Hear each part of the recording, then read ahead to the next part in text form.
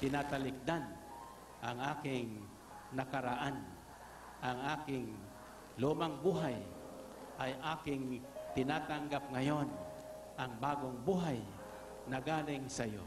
Isang buhay na may taglay na kapangyarihan na nagmumula sa inyong makapangyarihang pangalang Jesus. Sa puso ko, Jesus, ikaw ang aking iingatan, sasambahin bilang Panginoon at aking tagapagligtas. Buhat ngayon at magpakailanman.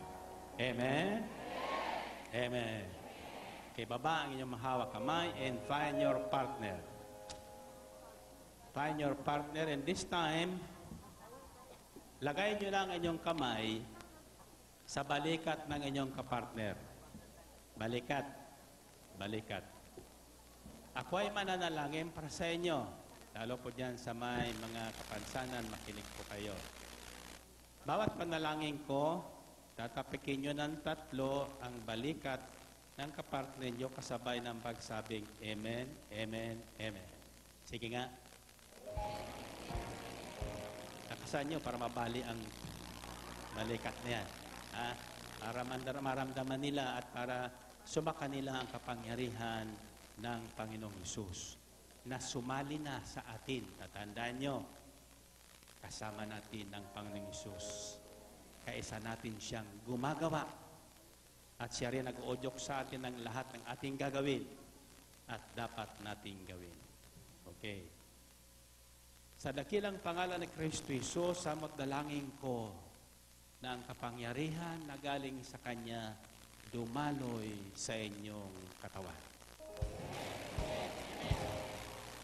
Samot dalangin ko sa pangalan ni Jesus na anumang karamdaman mulang ulong talampakan, ngayon din ay Kanya nang pinagaling.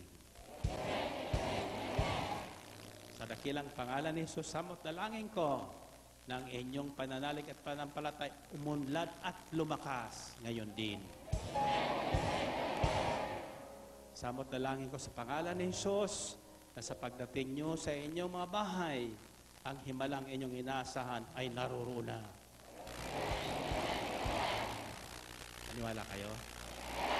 Purihin natin ang Panginoon. Purihin ang Diyos. Okay. Taas ang inyong makamay. Taas ang inyong makamay. Natandaan niyo ang aral ngayong gabi. Miracles are always available on request, but they don't just happen without us doing something to make it happen. Amen? So ngayon, pagtapong ko, ang isisigaw nyo, mula ngayon,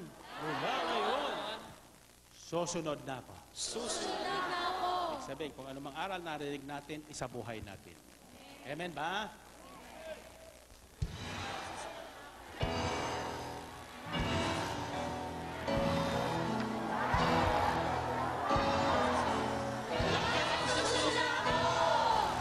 Pumayo kayo at taglay ang kapangyarihan ng mga himala ni Jesus. Amen. Salamat sa Diyos.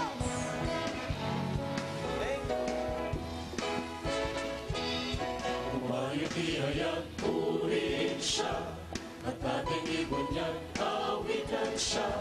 Pagliligtas ang Diyos siya sa krus ni Jesus, na siya sa mundo'y tumubos. Langit at lupa siya'y papurihan, araw at tala siya'y palayan. Ang susi sa himala ng atin pong Panginoon, Sister Mary Rose. Amen. At ito po hinango sa aklat po ni Juan, sa chapter 2 po, 1 to 11. Ay yung pong wedding at Cana, ang una pong miracle ni Lord. Amen. No? Praise God. At syempre, para po sa ating lahat, lalo tayong pagpalain at lalo magkaroon ng milagro sa ating buhay, lagi po tayong umattend ng gawain dito po sa Ambel City. Tama, at yun po ang ating pong gagawin sa tuwi-tuwi nang meron po tayong gawain upang ating makamta ng biyaya ng Panginoon. Amen. Pagpalain tayo ni Lord hanggang sa muli. Next Saturday po, magkita-kita tayo dito sa Ambel City, Parañaque. Brother God Rafi bless us po. all. Sister Mary Rose Ilurica.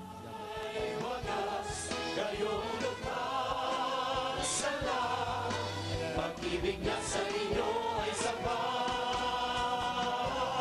Halina sumayaw buong bayan, sasabay sigaw sa libutan. Pangalan niya ang kising ningning ng bituin, liwanag ng Diyos sumaan.